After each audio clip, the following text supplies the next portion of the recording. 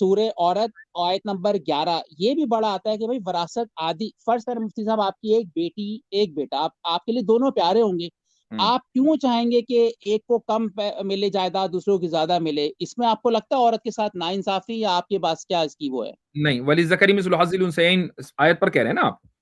جی جی جی، یہ سورہ ہاں نساء کی 11 ہے، جی، آیت دیکھیے نمبر سب 11۔ سے پہلی بات تو یہ کہ جو قانون بنتا ہے ظاہر ہے کہ وہ کسی انسان کے ایموشنز کو سامنے رکھ کر اس لیے نہیں بنے گا کہ میں کیا چاہوں گا اپنے بیٹے اور بیٹی کے درمیان، یعنی وہ میری خواہش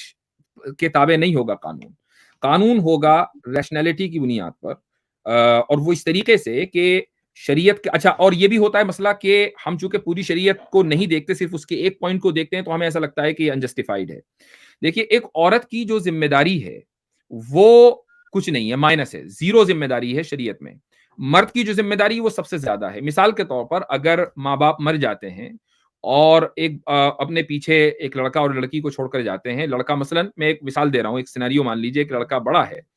تو اب اس کو یہ چھوٹا بھی ہو، اس کو جو ہے آپ نے یعنی 66% دے دیا اور لڑکی کو 33% ملا، تو لڑکی کو جو 33% ملا ہے اسے اس کو اپنے اوپر کوئی خرچ نہیں کرنا ہے، لڑکے کو ہی اس کی ذمہ داری اٹھانی ہے جب تک کہ اس لڑکی کی شادی نہ ہو جائے۔ اب جب لڑکی کی شادی ہو گئی تو اب وہاں سے پھر اس کی ذمہ داری ہسبینڈ کو اٹھانی ہے فائنینشیل، کہ وہ کام کرنا چاہے وہ الگ مسئلہ ہے، میں رائٹس کی بات کر رہا ہوں کہ یہ اس کا رائٹ ہے ہسبینڈ کے اوپر کہ وہ اس کی ذمہ داری اٹھائے۔ تو جب تک کہ وہ باپ کی بیٹی بن کر ہے تو باپ کی ذمہ داری ہے، بیوی بن کر ہے تو شوہر کی ذمہ داری ہے، بہن بن کر ہے تو مرد کی ذمہ داری ہے۔ تو ہر صورت میں مرد کو اصل میں اپنے ساتھ ساتھ دوسرے رشتہ داروں کو بھی لے کر چلنا ہے، اس لیے ٹیکنیکلی مرد کا حصہ زیادہ ہونا چاہیے، یہ وجہ ہے اس کے پیچھے۔ ٹھیک ہے، اسی طرح پھر آدھی گواہی جو ہے چیپٹر سورہ گائے کی 282 آیت، وہ بھی آپ کیا جی کہتے ہیں اس میں؟ ہاں، تو مجھے ایک یہ بتائیں کہ کیا گواہی دینا عدالت میں کوئی نوبل کام ہے؟ اگر یہ نوبل کام ہے اور اس سے عورت کو محروم کر دیا گیا ہو تو بالکل بات صحیح ہوتی ہے آپ کی۔ دیکھیے دو چیزیں ہیں جہاں گواہی کی ضرورت پڑتی ہے، دو جگہیں ہیں۔ پہلی جگہ ہے کورٹ روم، عورت تو چھوڑیے مرد بھی جانا نہیں چاہتا،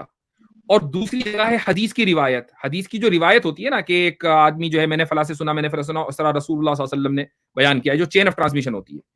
آپ یہ دیکھیں کہ چین آف ٹرانسمیشن میں ایک عورت کی گواہی معتبر ہے، جبکہ اس حدیث کے اوپر پوری شریعت کا دار و مدار ہو سکتا ہے، وہاں ایک عورت کی گواہی معتبر ہے۔ کورٹ روم میں اس کو کہا کہ نہیں، وہاں دو عورتیں ہونی چاہیے، چونکہ مسئلہ یہ ہے کہ عورتیں بہرحال بایولوجیکلی بھی آپ کہہ لیں، سائیکولوجی بھی کہہ لیں، ایک یعنی ان میں ایز اے کلاس ایموشن زیادہ ہوتے ہیں۔ جب وہ کسی کے خلاف گواہی دیتی ہیں تو جو سامنے والے کی جان جو ہے وہ رسک پر ہے۔ پتا چلا کہ کسی ایموشن میں آ کر، جذبات میں آ کر گواہی دے دی اور سامنے والا اپنی جان سے گیا، یا اپنے ہاتھ سے گیا، اپنے پیر سے گیا، جو بھی ہے، لیکن جس چیز کے اوپر شریعت ٹکی ہوئی ہے وہاں ایک عورت کی گواہی معتبر مانی جا رہی ہے۔ آپ کو میں ایک واقعہ بتا دوں کہ عمر ابن عبدالعزیز جو پہلے یہ سمجھ لیجئے کہ ان کا بڑا مقام ہے، صحابی تو نہیں ہے، تابعی ہیں،